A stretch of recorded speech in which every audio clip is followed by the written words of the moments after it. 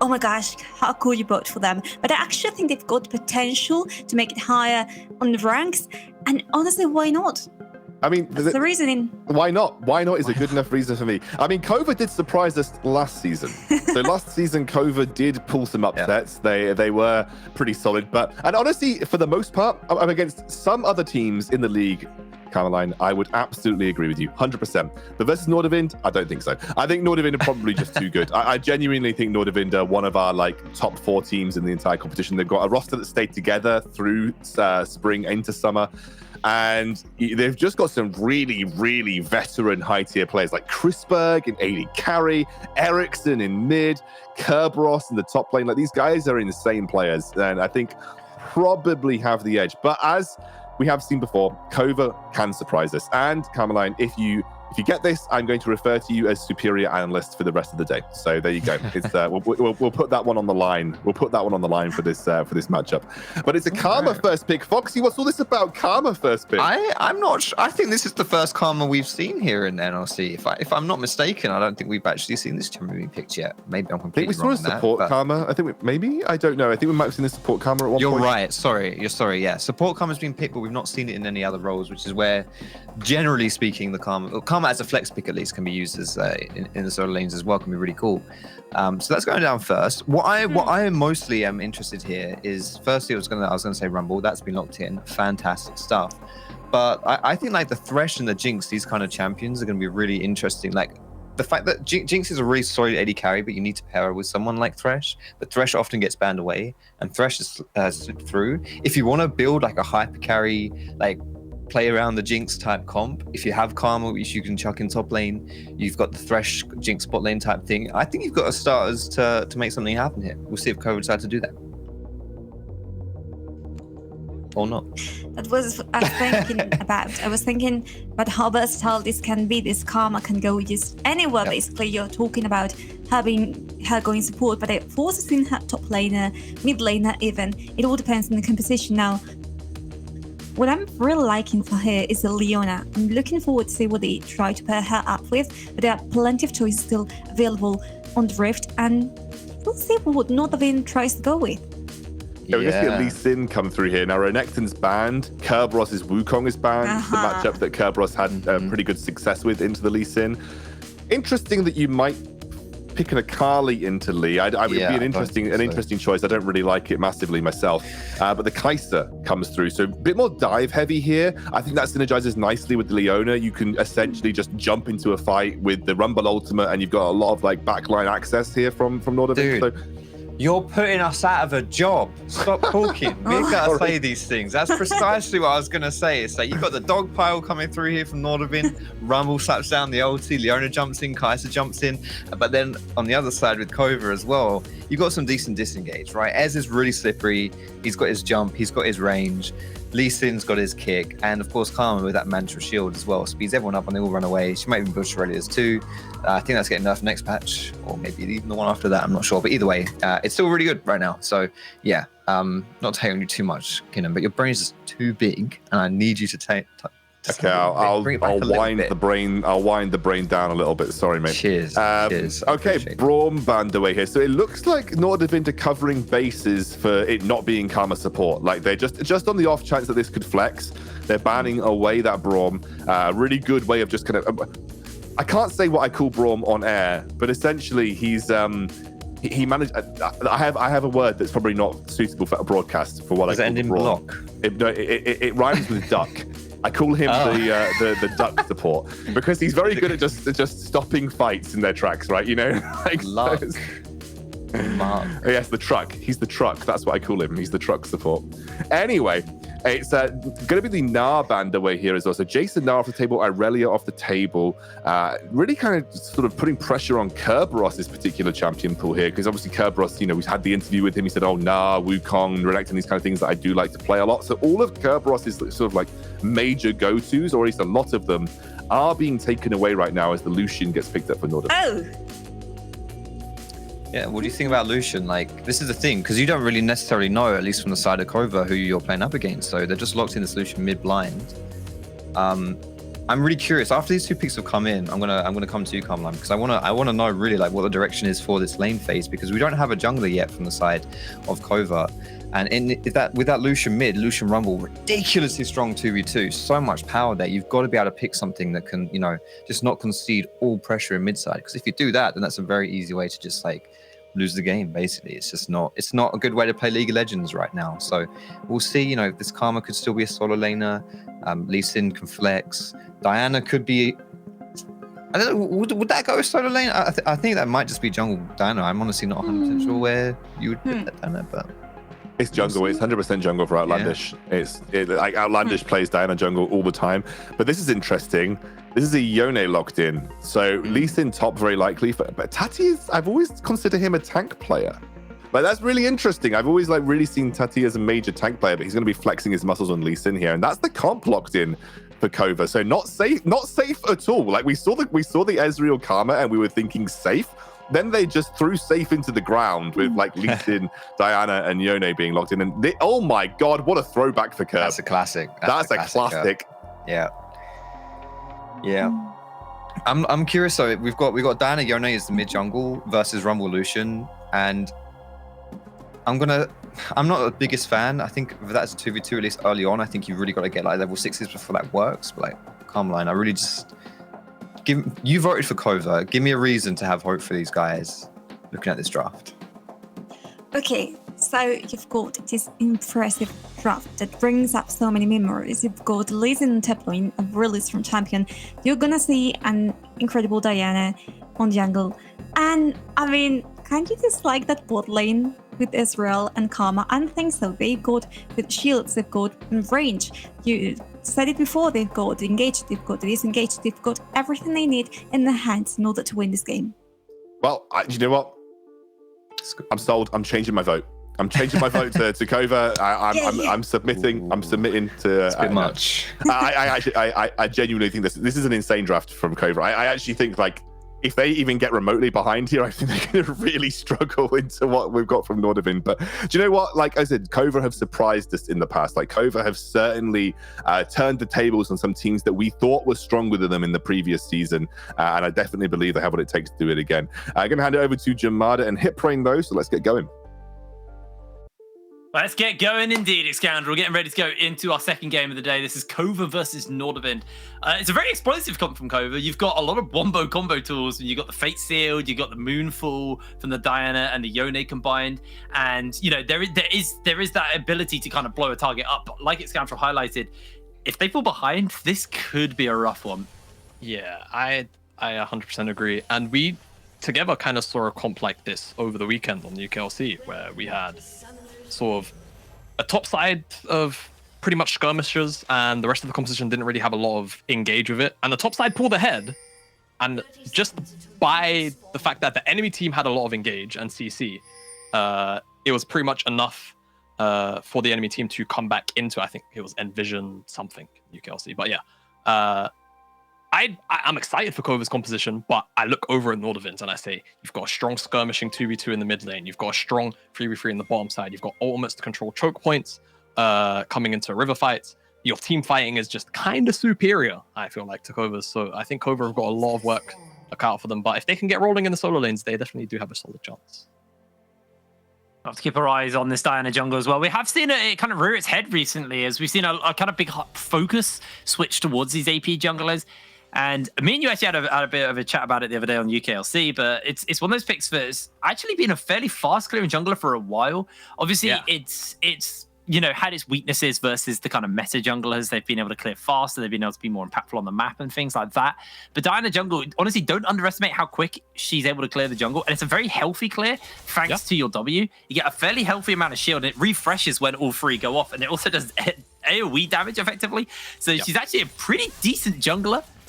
And especially after they changed the fact that her E and her R have now switched places. So you can actually gank a little bit more easily in the earlier levels and not so reliant on just your ultimate to be able to actually dash into the gank. So I'm going to track Outlandish. I'm really interested to see how he's going to play this one out, because it's sure, we know the farming side's going to be fine, but it's everything else, the objectives, the ganking. That's what I'm going to be questioning here for Outlandish. Yeah, and don't forget, Diana as a champion was one of the champions that got buffed with that collective of Morgana Rumble. And I think there was a couple of out there ones as well. And there was a lot of hype about that in the jungle when those changes initially came through onto live, but she kind of fell to the wayside for just the fact that Morgana and Rumble were just superior. But with them slowly getting nerfed and Diana going relatively untouched, I'm expecting to see her a little more frequently every now and again when it does make sense. And she's an exciting champion to see. But in this case, I will say I probably would have preferred the Lilia in this spot, just because Yone Lilia is such an amazingly oppressive 2v2 duo, especially once they've both got 6. You can set up the Fate Sealed with the Lilling Lullaby, and there's basically no counterplay unless you've got Cleanse. Now, one thing which I would love to see, but I know we're not going to see, is the Curb special, the Triforce Cho'Gath. It's not going to be the case, unfortunately. Don't it's been even a long time. Don't even tease it. I mean, the last time I saw that was when Trundle top was like really meta, and Curb with a straight face told me that he says it counters Trundle. That sounds wrong. But I will say Curb that was after his team got knocked out of that tournament. I may add. I mean, but I will say Curb is infinitely a more intelligent person than I am when it comes to top lane stuff. So to be fair, when he gave me his reasoning, it actually did make sense at the time. I can't remember the reasoning. It just sounds really bad, as in the sense of Trundle should just whack on you with his big stick. I think he basically went, hold on, I can hold this. Outlandish is coming in for the gank. If he can land the Q, he can maybe chase for more. Nope, simply has to bing back out. Going back to this, Curb said, there's no point building resistances because Trundle will just steal them. So you just build damage. That was basically his outlook on it. Huh. I mean, like, in a way, you kind of make sense. You got the Sheen proc with your W, so you do poke them out. You work them down to the point, and then you feast them because you got true damage, right? Okay. All right, maybe because I like these dark techs. I like your AP Varus. I'm not so convinced on Triforce. One day in the NLC, and I pray that I'm actually the one casting it as well. We will see a situation where AP Varus is actually just the choice for, like, it's the superior, the most optimal thing to do in the game, and the AD player will do it, and it will pop off. Now, touch. You can kind of tell Nordavind bottom lane getting a bit frustrated with the poke and the range discrepancy here. Yeah, this is Ezreal Karma was a lane that was actually quite strong. I believe at the beginning of the last season, competitive season, it was something we saw quite a lot of. It's one of those lanes where it's just like, how do you actually deal with this? You know, you just saw there, Leona jumps in to Ezreal. Ezreal arcane shifts, so he buffers it for when she lands. Can't land the Q because the shield and the speed means that you can just buy the space away from touch. Yep. And then it's just this poking and prodding. It's so irritating. And Touch is having to rely heavily on his W resistances to keep him relatively healthy in this lane. Yeah, and taking a look at the mini-map, I think Sharp's actually going to start up this Dragon. He's got bottom lane priority for now. The wave just crashed in, and Ericsson pretty much has always had mid lane priority in this lane at the moment. He's almost doubled the CS of Simply, and speaking of mid lane. That's the level disadvantage. Yeah. Simply just used teleport as well, so that's a really poor time to base, and this isn't like fleet footwork, Yone. This is Conqueror, so there's actually not all that much sustain other than the door and shield. So Simply gonna really struggle here as just takes a piercing light, probably gonna use that Q to catch the cannon, but Ericsson's just getting everything else. Just a free lane. Yeah, and shot. Oh boy. Simply now has Fate Sealed. Okay, I think he feels a bit more comfortable now he's got Fate Sealed, so he should be okay now. I would also say, yeah, it's curious that he's gone for the Conqueror Keystone. I feel like in a lane like this, you probably want to run, you know, Fleet, D-Shield you've got, yes, and then something like Second Wind. You don't necessarily care too much about bone playing in this kind of lane. If you can constantly get the Second Wind procs going, you will stay sort of in the 50%-ish range. Real nice of Tatui to hold the freeze here, just to kind of keep Curb on his toes. And he's even going to go and drop a ward just off the pressure. He's going to go make sure that he's safe up here. But the act of him doing it, oh no, he actually hit the vision plant to gain a little bit of info. I believe he saw the blue buff move there from the Q, so yeah, they know there was a ping on it, so they know. Yeah, they know that's going on, so they know Outlandish is on this side of the map. Outlandish, I believe, should be hitting level 6 off this. No, it'll be one more camp then. Nerfed jungle XP. It's a shame. It's a doozy. They keep on hitting my roll, man. Keep on hitting it. You guys deserve it. Every 2 weeks, I just get sadder and sadder. What will they take from us? What was peak jungle for you?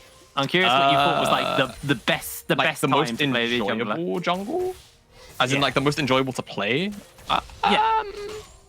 Oh, that's a good question. There's been a couple of different versions of jungle, well, quite a few, given Riot's fun scheme of constantly changing. I would reckon season 5 was like the worst. I Which think season was that? What was the that next was like camp? full tank. That was the Sunfire Iceborne Gauntlet now. Was that when we had like, was season 5 when we had like Tank Elise? Tank Echo. Tank Echo, yes. Yeah. I remember the Tank Elise meta as well. That was just like, Yeah, that was your job is to wants that land back. E and that's it. Yeah, no one wants that back. Season 6 was like kind of fun for a while, but then you kind of just started feeling bad for laners because their role was just so much worse. I think, honestly, I'm a big fan of the pathing metas, like where pathing is king. So probably the kind of meta that we just had, where it was like a lot of the power farmers. I think it went on for too long, and that's why people got frustrated with it. But yeah, metas like that. Where I don't think it was the length jungler. of it what people got frustrated with. People got frustrated with Udyr and Hecarim building full tank. And Well, yeah, I'm talking about before Udyr and Hecarim became champions in that meta. So like season 10 version of that farming meta. Now, Nordavind are starting up the Herald, and KOVA are actually in the area. Yeah, They look do at have the their collapse ultimates there, ready. actually. They're going to use everything onto that's Tattoo. He gets the kickoff, but he is melted. First blood to Cho'Gath. Nom, nom, nom. Yeah. Tastes like Monk. Poor Monk. Monk's playing later today, right? Galaxy Race is on. Yes. It's not next game. I think it's the 4th game of the day. Or it could be the 5th. Honestly, I'm actually not sure about the schedule entirely. But yeah, Tatooine, I just stepped too far forward. He's got no real business doing so, and he doesn't respect the fact that Touch has level 6. And they blew 4 ultimates to kill him. Actually, so if you want to know the definition of overkill, take a look at Tatooine's first blood death. I think Tatooine just felt a little bit too confident knowing that Outlandish and Yeah. That's obviously him. why he stepped up. Yeah, he felt like he would have had a little more support, but it just wasn't the case. And that's now the Frostfire Gauntlet now finished up onto Kerberos, so he's now got his first item. That's the first complete item of the game, thanks to that kill. Rift Herald in the pocket is Sharp, who's going to look to reset. I'd be curious to see where the attention goes. Do they want to try and kind of free up a bit of space for Chrisberg and Touch? Obviously, with the fact that Tiara roamed to go help with the Rift Herald. Yeah, Touch I mean, Chrisberg and Stormy were alone in the lane, so it brought a bit of time for Chrisberg. Remember, this is typically a lane where, at least in the AD carries isolated, does favor the Kai'Sa, especially post 6. Yeah, we speak a lot about Chrisberg on this roster, I feel like. And rightfully so, because Nordavind do put a lot of resources into him quite frequently. So I would expect it to be dropped for Chrisberg, unless they can use it for mid lane priority or just more chip damage. You can see this tower is almost close enough to be taken down by a Rift Herald charge, just around 700 more damage, and it's in range. But here we go, Nordavind sort of grouping up around the bottom side. You can see that Outlandish is being pulled down, but simply doesn't have the prio in his lane to be able to deal with this. This is his second dragon. Nordavind very early on these dragons as well. So we'll be looking around that 20-minute mark, 21-minute mark before the soul comes up. True Shot Barrage is going to go through. Just does a little bit of help. And we are looking at an Infernal Soul as well. Oh, God. Yeah, that... Neither team's going to sneer at that. No, and KOVA are going to definitely put on a bit of a timer here, given the fact that it is Infernal. All of these Nordavind champions pretty much have a really easy time applying it. And it's almost universally the soul that you never want to give up. You know, sometimes you can be like, Mountain, all right, it's a bit oppressive, but sometimes we can get over it. Ocean Soul, you know, sometimes it's better than other times. Cloud, the stars sometimes have to align for it to be super oppressive, but you ask anybody about Infernal, they say, yeah, don't want to give up. So they're really going to have to try and fight out. I don't even know if they'll be ready by the 3rd dragon just because of how strong Nordavind as a team composition are. I might have to just wait to 4.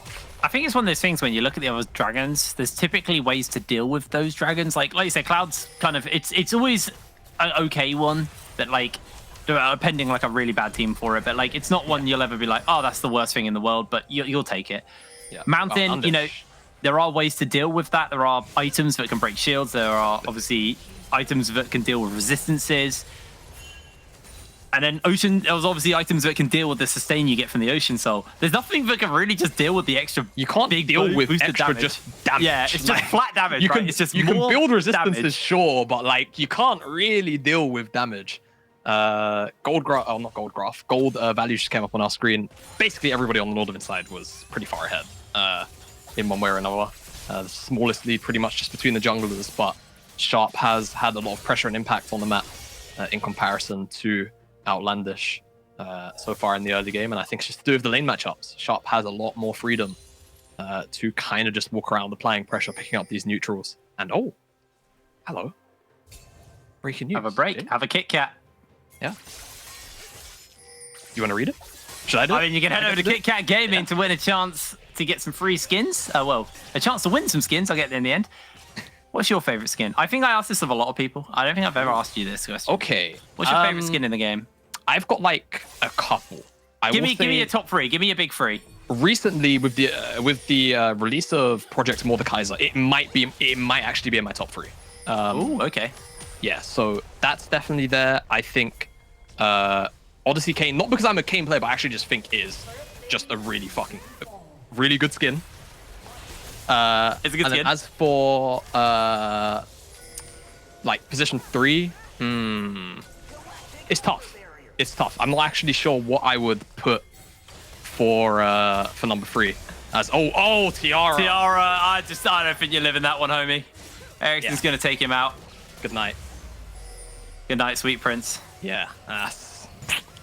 No business being here either, I feel like. You can kind of see on the minimap, Nordavind kind of just... They're here.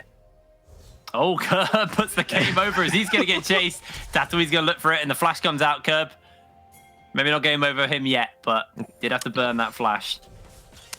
I'll give you my top 3. Yeah, go ahead. Super Galaxy Rumble, probably. There you go. Super Galaxy Rumble is a good skin, but that's basically you can't go wrong with classic skin. It's basically a classic skin at this point, yeah. My big 3 are, I really love Aviator Aurelia. I know it's like, I think it's a really underestimated skin. Okay. It's a really cool skin. I love Blood Moon Akali as well. I think it's better than the KDA Akali skin. And Coven LeBlanc. I think Coven LeBlanc is a... I also really like, I mean, there's a bunch of Lux skins I like. I used to be a Lux main, so there's a whole bunch of Lux skins I really like as well. I really like a Luna Goddess skin. Or, was it Goddess? Luna something skin.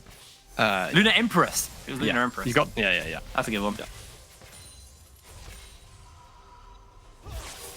All right, I should probably stop talking about skins. Like I said, I mean, if you want to win a skin, head over to the Kit Kat Gaming. Yeah, head over to Kit Kat. Actually, you know what? Yeah. Let's get interactive.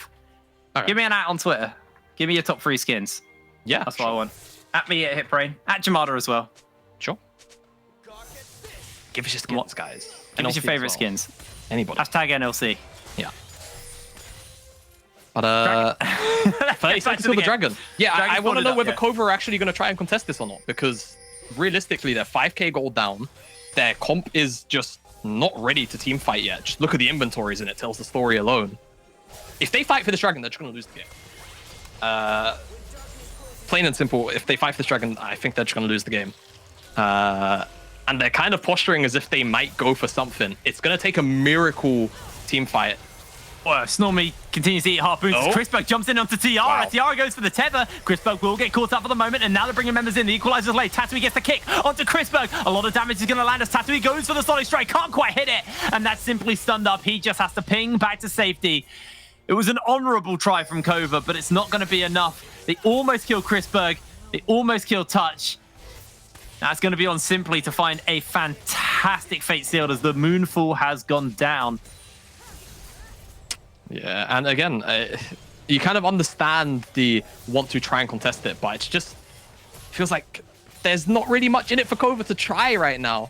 Now, they did actually blow Nordavind a lot of their armors, all of them, so you can understand the posturing now, but it's just too far gone. Look at this.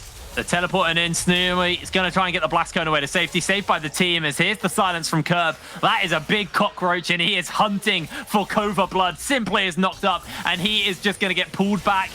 his fate might be sealed as he's going to use that onto Ericsson, but it won't be enough. Ericsson will take him down, and now the Zenith Blade onto Outlandish as Outlandish has to jump away to safety, but Snormy being chased by Curve is doing a fair amount of damage to the tanky member, but the shielding from Tiara will give him the movement speed to survive.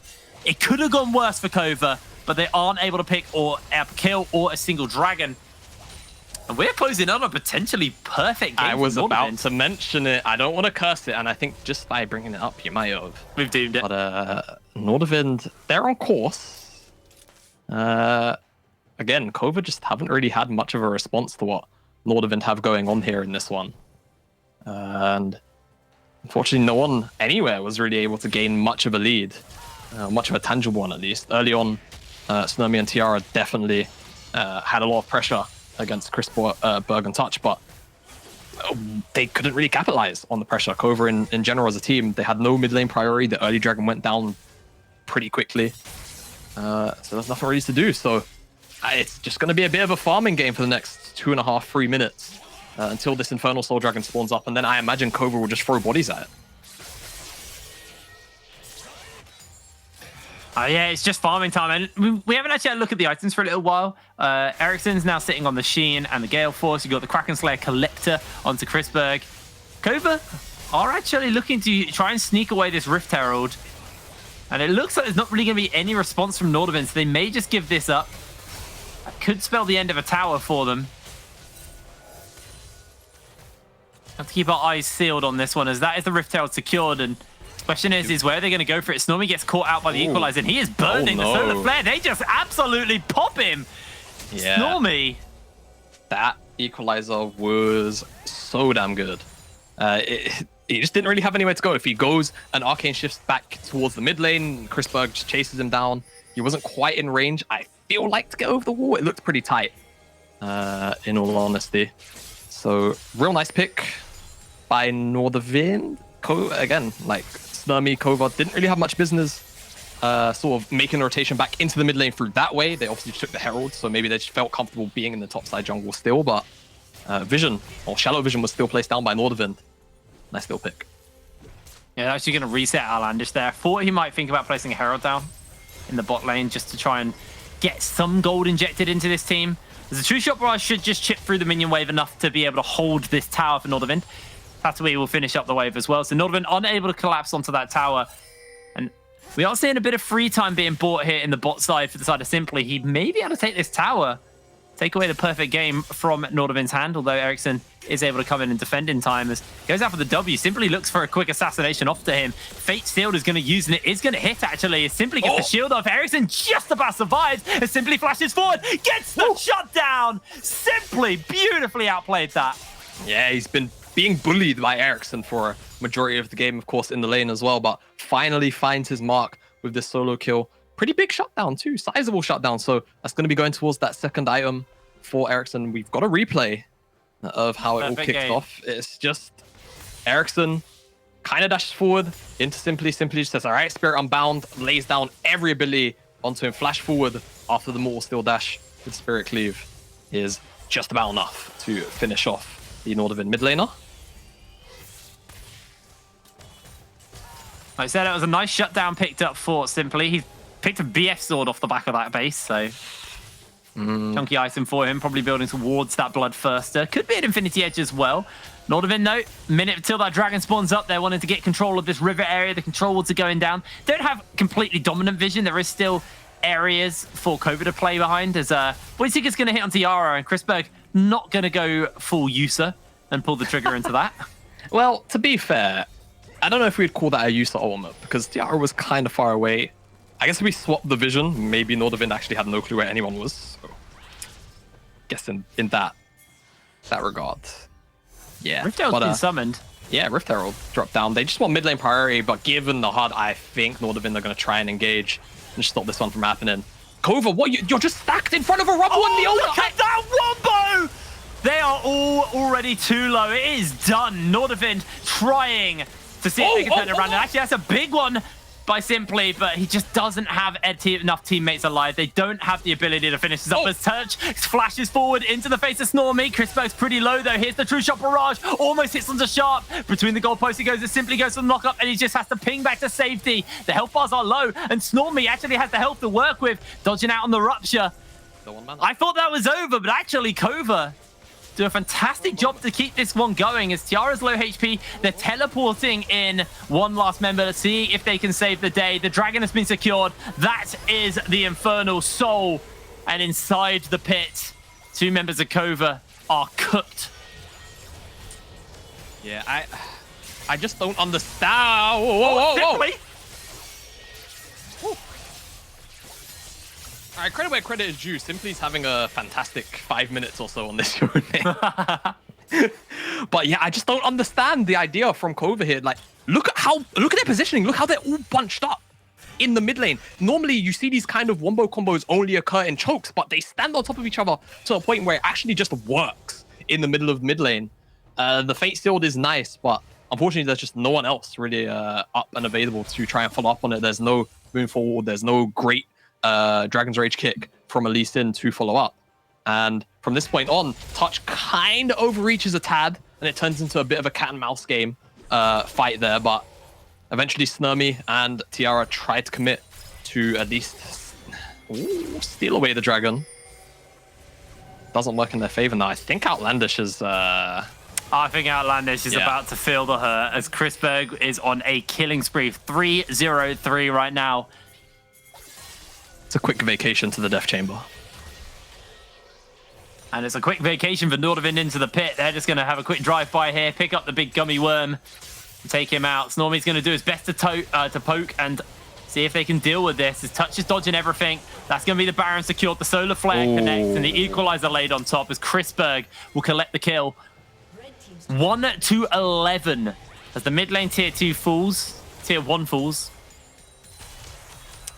Yeah. Nordavind, it's not a perfect game. Curb has flash, so I imagine we'll be fine. They're looking to try and commit everyone to Kerberos here as Ericsson has to teleport in to save the day. Simply has the knockup, lands it, gets the Fate Sealed onto 2. The health bars are low. Ericsson is picked up by Simply, but the Rupture will knock him up. And here comes Chrisberg. The shielding is not going to be enough. It's a double kill for Chrisberg. Tiara's next. He gets himself a triple kill. Outlandish and Snormy not quite close enough. As the True Shot Barrage is just going to tickle Nordavind on the way out. Yeah, it's a nice attempted play to pick up Curb, but the teleport from Ericsson is there. But honestly, the turnaround is pretty fantastic. Again from Simply, with a more steel knock-up into the Fate Sealed. But the reinforcements are here. Chrisberg slides in, picks himself up a double. Tiara's in no man's land, makes it a triple kill for the Nordavind AD carry. And they also lose the tower on top of that. But, I mean, you can't fault KOVA in this scenario for at least trying to make something of nothing. The game is pretty far gone from them. Goal difference over time pretty much tells that story. KOVA need to find a one bow, like a big one bow. Have KOVA been in front? No. I think... No. The fact that it says 0.1 literally says that they've only been below 200 gold ahead at all in this entire game. Pretty insane. You can see the total damage dealt. It's a lot of damage coming out from the likes of the Ezreal and stuff. Yeah, Outlandish is having a game. He's here. He is here. He's on Summoner's Rift. We need to see that big fateful combination between the Yone and the Diana. That is honestly their only way back in. Yeah. There, those 2 ults on all 5 members, and maybe Snorby can tidy up. It's such a big ask. Especially when Chrisberg has a 2-level lead, 7-0-3. It's 13k gold though. They're looking for it though. Outlandish is on the flank. Outlandish has lost his flank because Nordavind have rotated to the bottom lane. They have flanked the flank. Yeah, they've outflanked the flank somehow.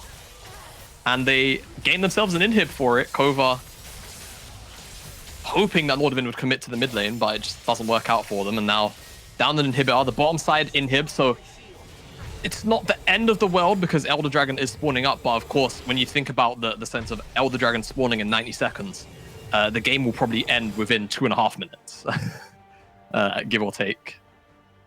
So let's see. Maybe KOVA make a miracle happen. Like you say, it's gonna take a. I'm just looking at the items and I'm like, Collector, Infinity Edge, Essence Reaver, and Kraken Slayer on Chris Berg. He's got 2 levels on Snormy, and Snormy has 2. He has 2 levels and 2 items on Snormy. Yeah, I was about to ask for the goal. Ooh. Okay, turn it off. That's not legal. Turn it off. Turn it off. I'm pretty sure that's against Twitch terms of service, actually. Yeah, no, that's not right. The gold difference between AD carries is 5k. Is almost, well, it's about 40% of the current gold lead that Nordavind hold. Solely in Chris Berg's spot. Oh, Tatooine. You should have carried on recalling. Press the B key again.